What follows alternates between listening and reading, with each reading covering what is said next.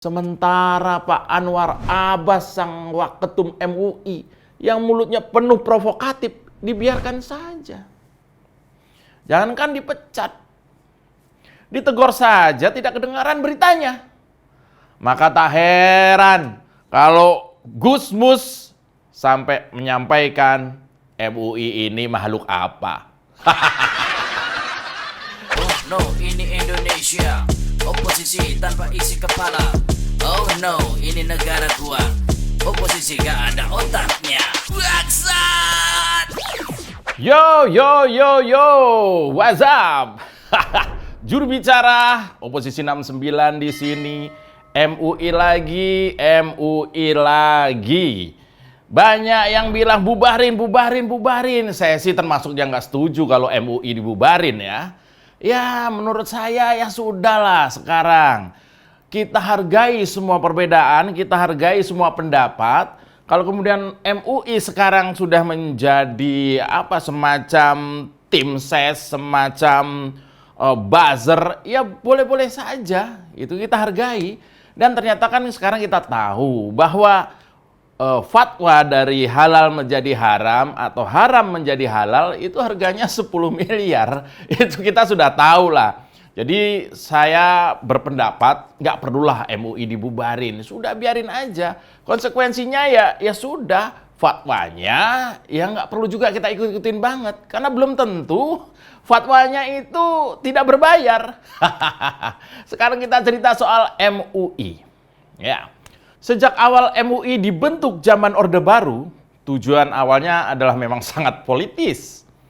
Saat didirikan oleh rezim Soeharto, MUI bertujuan meredam kekuatan Nahdlatul Ulama yang saat itu kian banyak pengikutnya. Zaman Orba memang dikenal suka membonsai organisasi. Ketika Ormas Pemuda banyak dan makin besar, Soeharto menyatukannya dan membuat yang namanya KNPI. Ketika parpol banyak dan mengkhawatirkan rezim Orba, maka dibonsai dalam program fusi.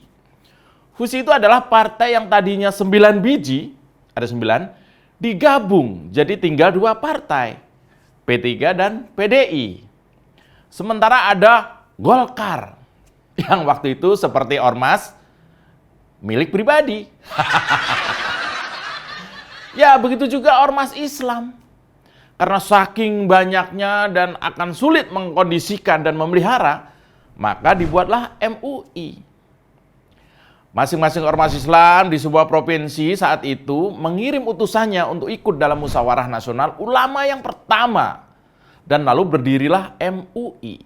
Sehingga sampai di sini kita paham ya, MUI bukan lembaga negara. MUI tak ubahnya lembaga swadaya masyarakat yang anggotanya tersusun dari berbagai latar belakang yang berbeda. Bahkan bukan melulu dari ormas Islam. Ada juga dari mantan pejabat, ada juga politisi, cuma marbot aja yang nggak ada. Ya, di Indonesia MUI bukan otoritas keagamaan tertinggi bagi umat. Setidaknya itu kata Mbak Alisa Wahid yang menurutnya MUI fatwanya tidak mengikat. Fatwa MUI betul memang tidak mengikat. Contohnya yang tertuang dalam fatwa nomor 24. Yang menyoal bahwa buzzer itu haram dan laknat.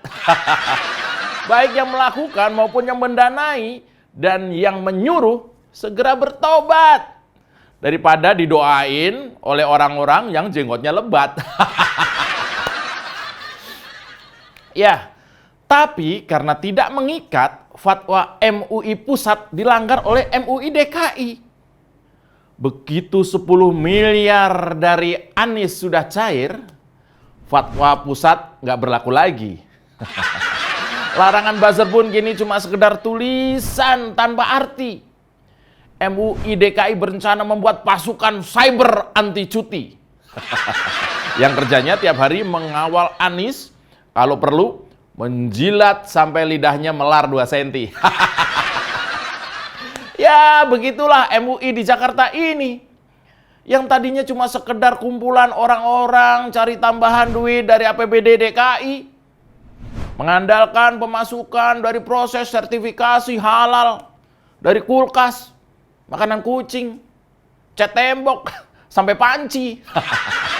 Kini terbongkar ternyata juga jadi kelompok penggonggong yang tarifnya mahal sekali.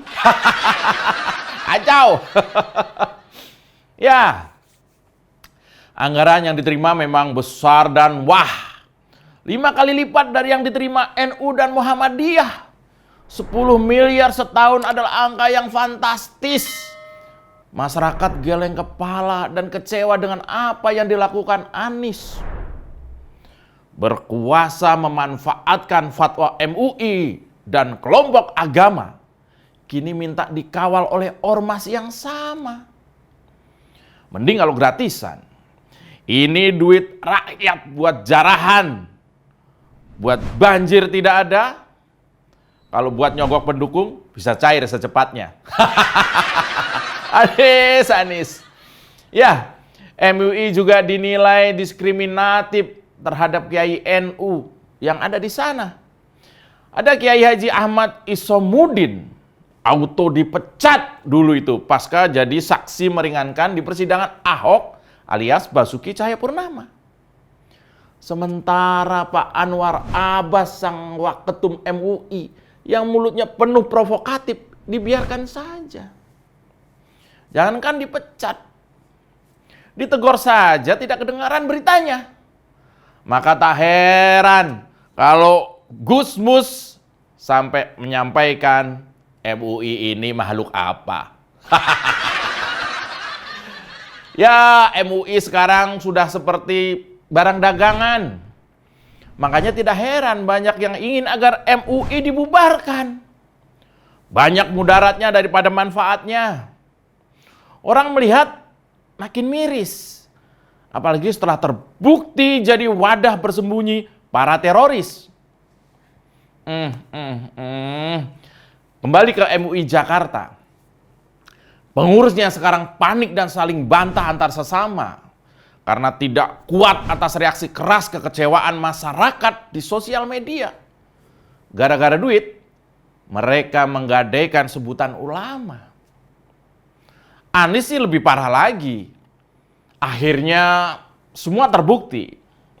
Di ujung kekuasaannya memerintah DKI, satu-satu terkuak ke publik semua bukti. Dari mulai tak sanggup menyelesaikan pekerjaan sampai soal upeti. Dari gelontoran dana ke ormas seperti MUI, sampai menggerakkan relawan untuk pura-pura deklarasi. Anies. Ya, meski konyol dan bikin kesel, saya tidak mendukung pembubaran MUI. Karena kalau sampai bubar, maka mereka akan membentuk alumni MUI. Dan saya khawatir, mereka juga akan menuntut untuk reuni. Dan kalau itu terjadi, maka di Monas akan ada kegiatan reuni setahun 2 kali. Ya, saya Mas Jopray, juru bicara Oposisi 69. Jilat bawahan, tekan atasan. Sedikit disenggol lapor polisi, padahal doyan nyenggol tanpa basa-basi. Orang ngebanyol kok disomasi. Oh sial, semua salah Jokowi. Oh no, ini Indonesia, oposisi tanpa isi kepala. Oh no, ini negara gua, oposisi gak ada otaknya.